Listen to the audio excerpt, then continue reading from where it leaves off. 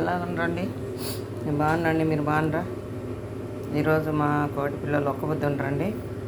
బ్యాల సూపు చేర్చండి, ఎట్లా చేయాలో చూపించా. వీళ్ళైతే సొరబ అంటారండి. 1 టేబుల్ స్పూన్ ఆయిల్ వేసుకుందామండి. నూనె వేడైనాక 1 ఉల్లిపాయ 10 తెల్లవాయలు వేసుకుందామండి. కొంచెం దూరంగా వేపుకుందామండి తెల్లవాయలు ఉల్లిపాయలు. నేనైతే 1 గంట నానబెట్టుకున్నాండి. ఇప్పుడు ఈ ఉల్లిపాయలు తెల్లవాయలు వేగినాయి. ఇప్పుడు మనం బ్యాలు వేసుకుందాం.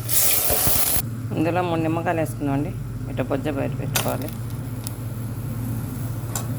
2 స్పూన్లు చిన్న స్పూన్లు పసుపు, 2 చిన్న స్పూన్లు మిరియాల పొడి, కొంచెం జీలకర్ర పొడి వేసుకుందామండి. 1 స్పూన్ ధనియాల పొడి వేసుకుందామండి. 1 స్పూన్ మాజీ పొడి వేసుకుందామండి. 2 స్పూన్లు ఉప్పు వేసుకుందామండి. చిన్న స్పూన్ అండి ఇది. ఇప్పుడు వాటర్ వేసుకుందామండి. మాత్రం అయితే సరిపోతాయండి. ఉడకలేక కొంచెం గట్టిగా అవుతుంది. మళ్ళీ మిక్సీ పట్టుకోవాలండి ఉడికినాక. మనం సూప్ అంటామండి, వీళ్ళు సోర్బా అంటారు. ఇది ఒక్క పొద్దు టైంలో రంజాన్లో ఎక్కువ తింటారు. ఈసారి రంజాన్లో నేను చేయలేదండి ఇది. ఈ మాత్రం మంచి చాలండి, మిక్సీ పట్టుకోవచ్చు. మనం కొంచెం చల్లారి పెట్టుకొని ఈ నిమ్మకాయలు సపరేట్ చేసుకొని మిక్సీ పట్టుకొని మళ్ళీ ఒక 5-6 నిమిషాలు మళ్ళీ చిన్న మంట మీద ఉడకబెట్టుకోవాలండి ఈ సూపు. ఈ పాల పొడితో మేము పెరుగు కూడా చేర్చండి. బాగా పొంగు వచ్చిందాక దగ్గరుండి కలబెట్టుకుంటే పెరుగు కూడా చేసుకుంటాను అండి నేను. రేపు పొద్దున్న పెరుగు అవుతుంది గట్టిగా బాగుంటుందండి. వీళ్ళు ఈ పెరుగే తింటారు.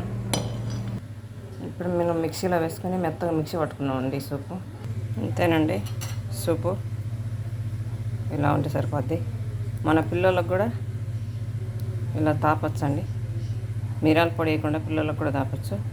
మనం కూడా జ్వరం వచ్చినప్పుడు కొంచెం ఎక్కువ మిరియాల పొడి వేసుకొని ఎదిగిన తాగితే మనకు జ్వరం కూడా నోటికి బాగా ఉంటుందండి. మన ఇంటికాడ ఈ నల్ల నిమ్మకాయలు లేకుంటే నిమ్మకాయలు పిండుకొని మీరు సూప్ చేసుకోండి.